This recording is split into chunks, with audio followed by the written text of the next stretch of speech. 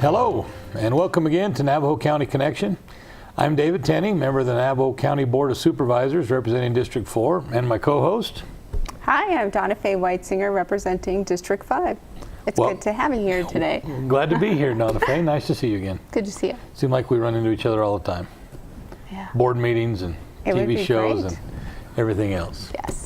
All right, well, we're glad to have you with us today. And we have one repeat guest and one guest that we've been working on for 3 years to get onto this program. So it's about time. That's right. We're glad to have him. All right, well, let's start first with Paul Watson. Paul's been on here with us before, and Paul is the manager of the town of Snowflake. I wanted to say city of Snowflake, but it's town of Snowflake, I guess. Paul, welcome. Thank you. Glad to be here. Glad to have you with us. And finally, after 3 long years, Mr. Hunter Moore. Hunter, glad to have you with us. Glad to be here, Supervisor. It has been a while. Usually I get to sit out and watch you guys tape these programs, but it's really fun to be here. Thank you. As the viewers may, well, they probably don't know, Hunter, being our Government Relations Director for Navajo County, is always the one who sets up these interviews for us to do here. Yes. We've never been able to get him behind the... This is great. In front of the camera. Now he knows how it feels. Until today, that's right. All right, so before we get talking about our subject today, why don't you both take a minute to introduce yourselves, let the people know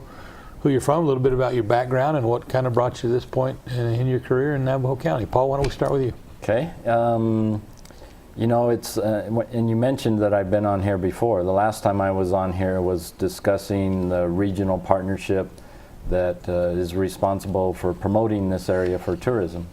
And this time I'm on here for another regional effort. But my background is I've been in this area since 1982.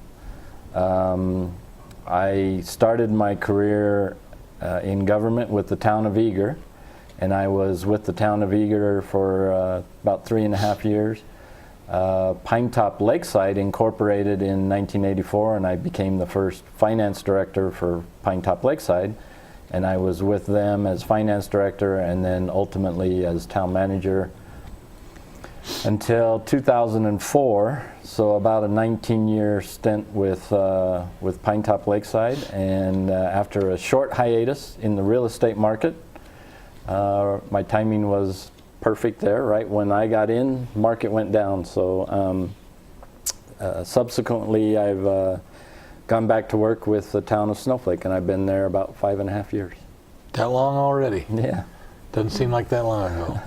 All right, well, glad to have you with us, Paul. And certainly you mentioned the regional effort. One thing that the Navajo County tries to do with the board and with our county manager, Jimmy Jane, we try to partner a lot, and you know that as you work with the town of Snowflake, and we want to thank you. Snowflake is a good partner with our county, and we appreciate the working relationship that we have with you and your town council and the folks there. So thank you very much. Thank you. It goes both ways, so thank you as well. Thank you. And now Hunter, our Government Relations Director, and then we will talk when you're done introducing yourself about another title that you recently took upon your shoulders. So. All right, no problem. I grew up in Mesa. My wife and I met sometime 1998-ish, and I started working for the city of Mesa. I was in their planning department and worked for the city manager and a management group there at the city. After that, I decided to break away and go back to school. Finished my degree at ASU and went to law school. During that time, I got involved with professional sports. I spent some time working for the Kansas City Chiefs and the Minnesota Vikings as an attorney. And I was going to say water boy. I like they wouldn't have me. I didn't even qualify for that. He didn't qualify. But I did work in both of their legal offices for several years. Following that, I went to Los Angeles and worked for 2 different law firms. One of them handled litigation matters that was related to labor disputes, mainly workers' compensation, but I worked for NFL teams and their insurance carriers there in Los Angeles.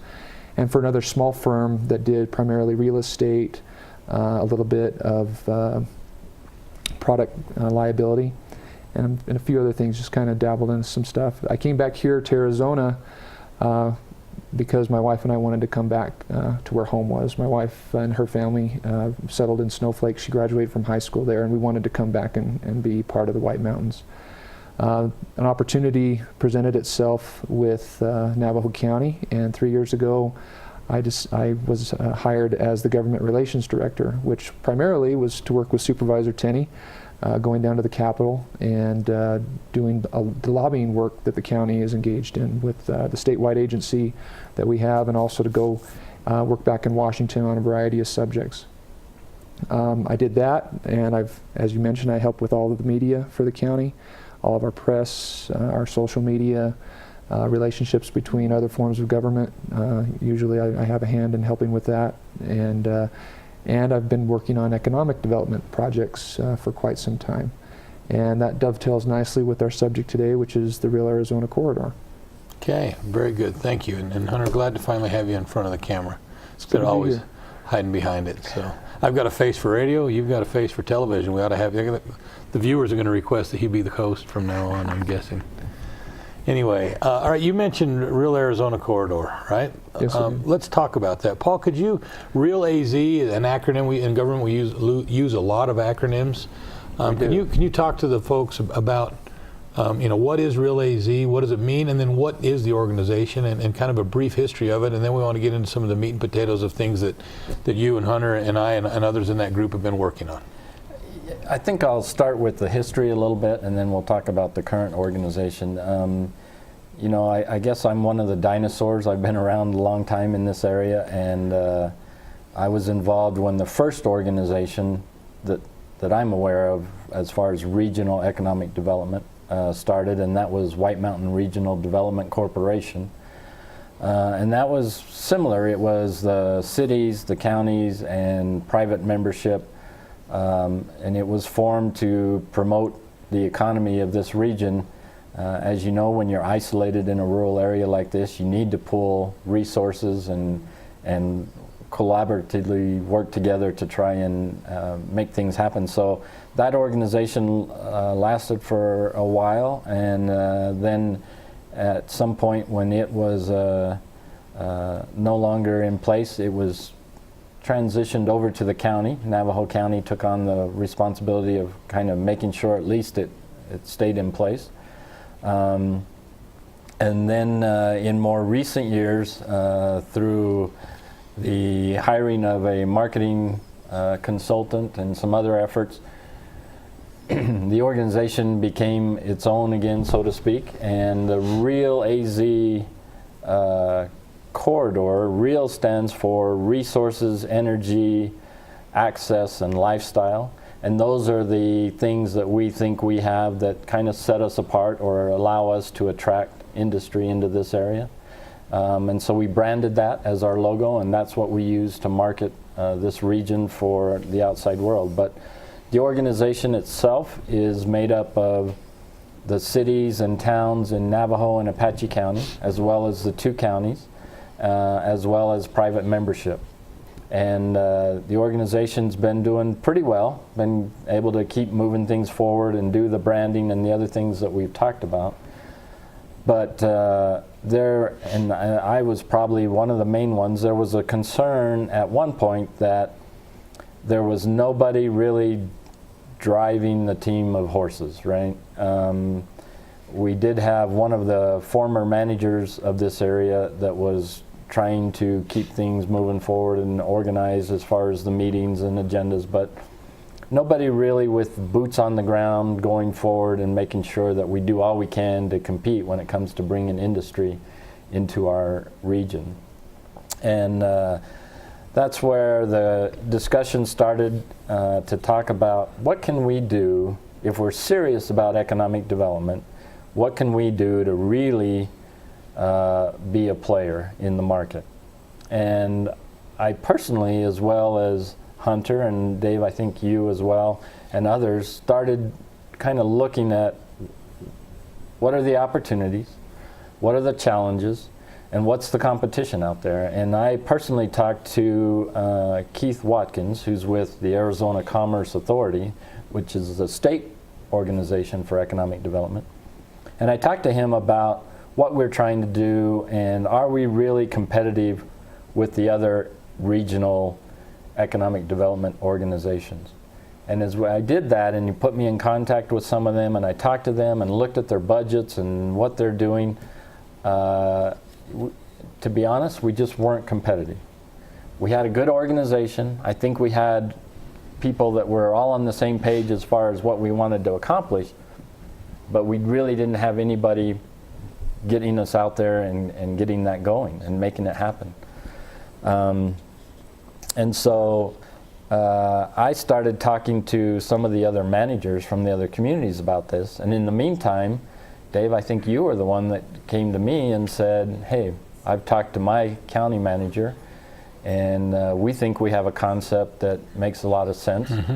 And when you presented that to me, I agreed. So that's when we started moving forward with the idea of having a county representative who could serve as the executive director of this organization.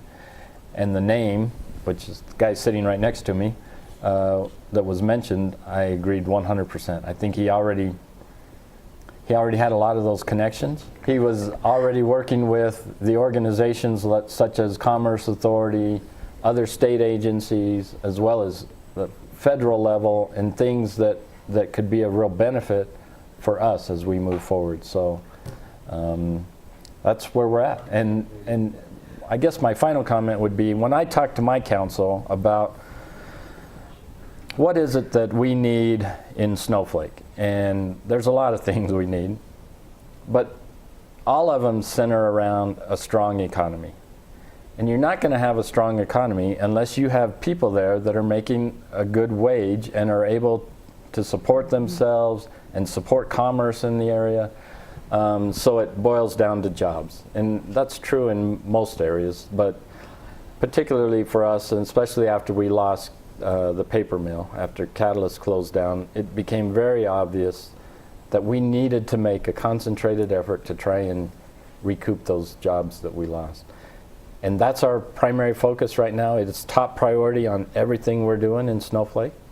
And from there, we then can start looking at the other things, the housing needs, the commercial and retail needs, and all of that. But we've got to focus on the jobs first. And so that gets us to today, where now the new executive director of Real AZ is Hunter, along with the hat he wears as our government relations director. But it means a few less trips for him to the valley with me to the legislature and whatnot, which is fine, because we at Navajo County do recognize the importance of having someone, like you say, boots on the ground, that are trying to push industry and the economy here in our region. So that's kind of what got us to where we are. I'd like to take an opportunity to thank Paul. I mean, that's a large initiative and discussion to get many of the local partners involved in such an important discussion in building enterprise and thinking about our commerce.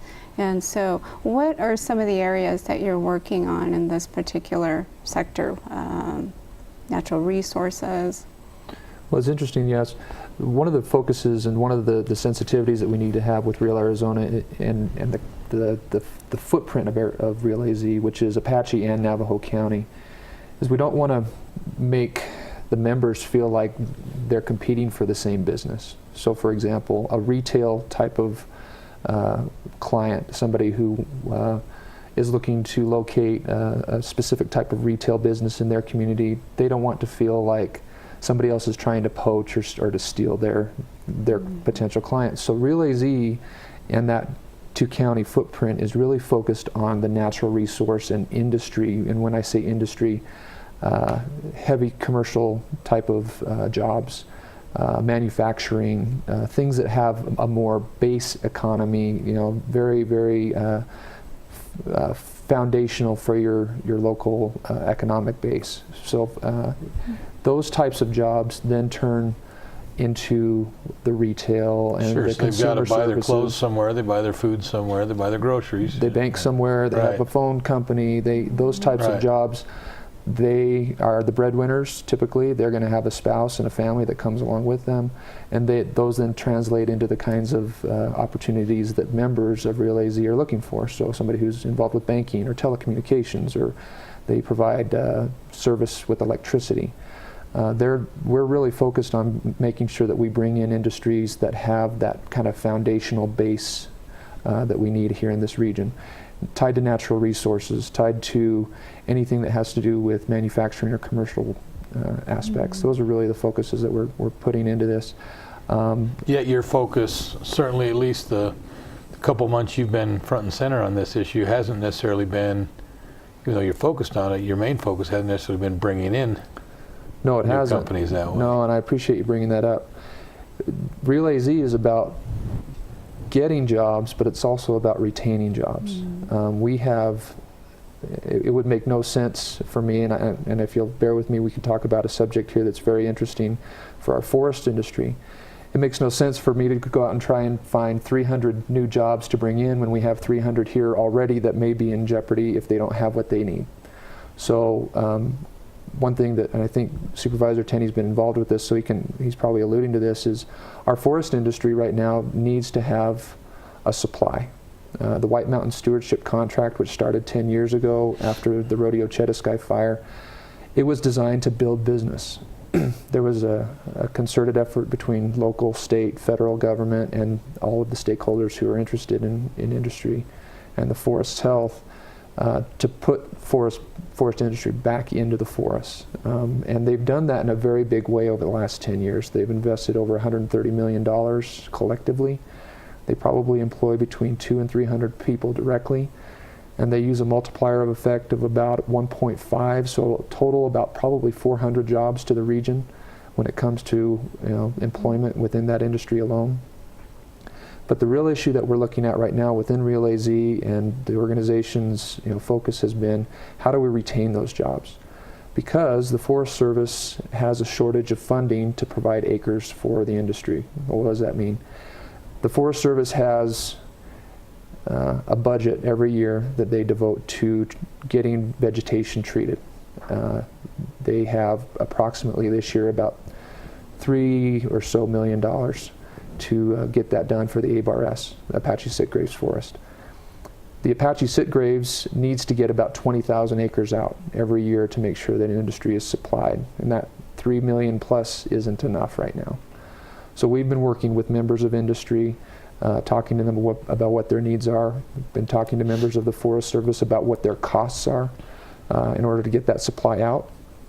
And we've been trying to meld the two stories to figure out what exactly is it that we need to go back and talk to people in Washington about, what do we need to talk to people at the regional office in Albuquerque about, so that there is that supply. And what we're finding is that we need to go and talk to those individuals and the people who have responsibility over those budgets and get another $3 million in the coming year and about $3.5 million additional in the 2 following years to get back to where we need to be. It really is a very important issue for these industries. I've talked with all of the business leaders who are tied to the subject. They absolutely recognize, as does the Forest Service, that there is going to be a problem soon unless we fix it very shortly. Yeah, if I can interject here, just to explain to those viewing from home, a couple of reasons for the need for money, first of all, and then the reason for the shortage.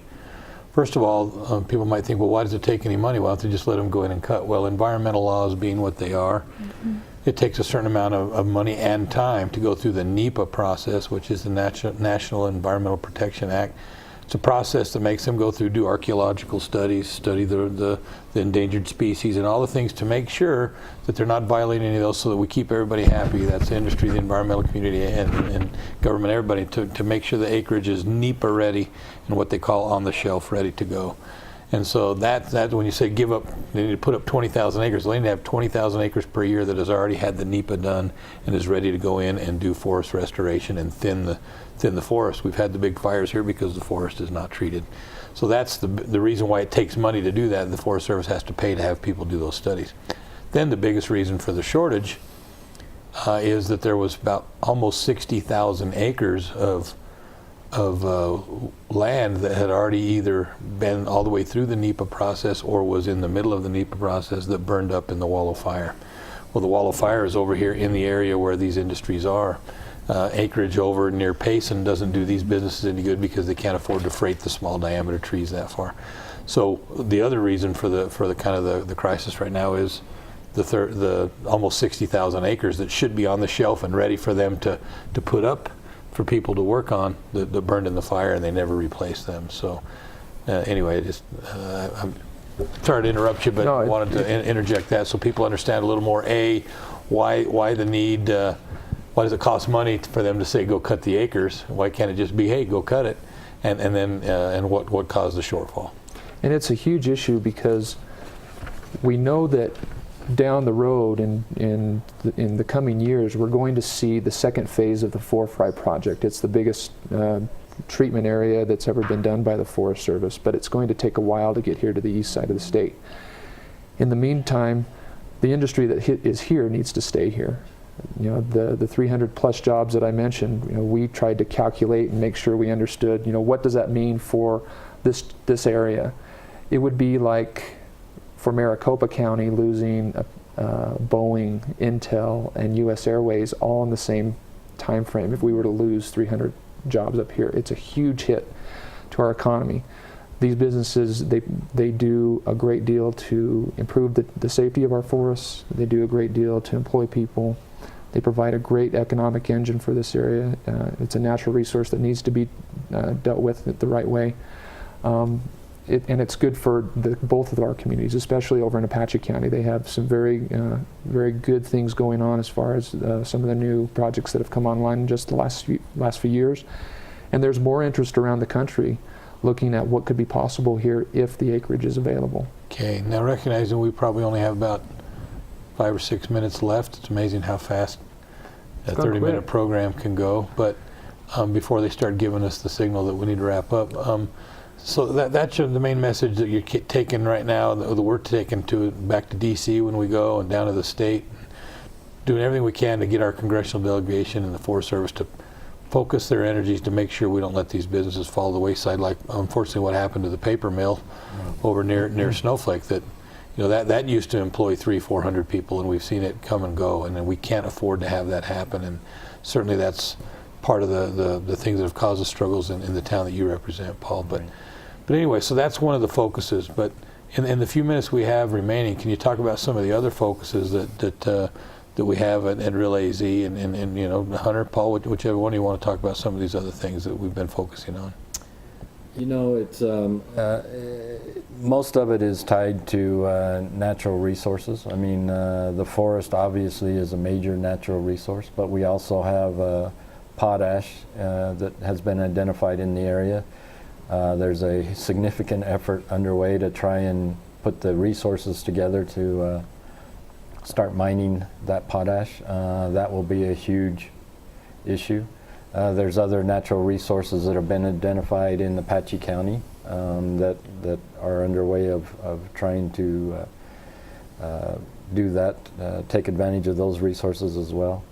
And then there's the renewable energy that is gaining a lot of support and focus. And you know, we have a biomass plant out connected to the former paper mill, and they're in full operation again. There are similar activities being looked at in other parts of our county and Apache County. And it's really a matter of just trying to be a resource for all of those different industries, existing as well as the ones trying to come into existence, to make sure we give them everything they need and all the support they need. And that includes political support, it includes permitting kind of support, all the other things, as well as just the support with the people as far as employment, and make sure that the outside world is aware of what we have to offer. And I do think we have a much better employment force here than people recognize, because there's a lot of people, including my own kids, that would move up here if the jobs were here, right? So when you look at it on the surface, you may think, well, there's not enough employment here to meet our needs if you're an industry looking at coming in. But I think if we can show them the family histories, the ties that we have here, and the people that want to come back if the jobs were there, then I think it's a whole nother story. And we just need to be the ones to help share that message. Okay, thank you, Hunter. We've got about 2 minutes left. What else would you like to say about Real AZ and what you're trying to do there? I think what we're really trying to do right now goes back to one thing that Paul said. We're trying to build a regional effort. Individually, we have a limited capability. Together, all the communities, the private business, even the nonprofits who are involved, we build a lot of strength through the relationships that we can build, the political support that we can generate, and the information that we can exchange. We're really focused right now on the retention effort, but I think in the coming months you're going to see an outreach effort that's going to be bigger and better than we've seen in the past for several years. The people at this table are going to be involved with that. The people that we're going to go and talk to amongst the different communities. One of the things that is a focus of mine is I want to make sure that the managers of the various communities are more busy than they have ever been when it comes to thinking about their community, what kind of people they want to locate there, what resources and interest we can generate over the next coming months as we put more time and effort into what Real AZ can really do. It's going to be an exciting time. We've already seen some action by this organization to improve some political and economic types of laws to make sure that we can improve what business can do up here. So there's lots to do. Yeah, and we've got, some of that a reason for another show, but they tell us that we're out of time. So. I know. Anyway, quickly, when do you meet? And the public's welcome to come? Second Tuesday of every month. The meetings are typically in Snowflake, but we are going to move them around a little bit. You can get with City of Snowflake or Navajo County or any of the other cities to find out when and where, but generally Snowflake at noon on that day. So.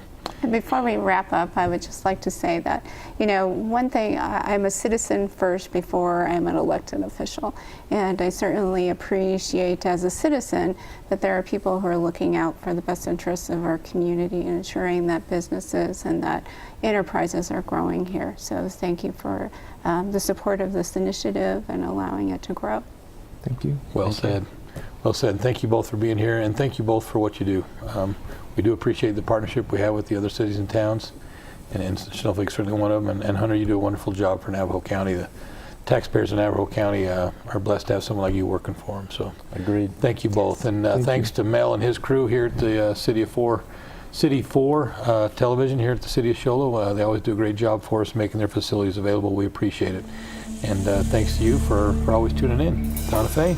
Thank you. Say good night, Gracie. Good night, Gracie. Thanks for watching. We'll see you next time.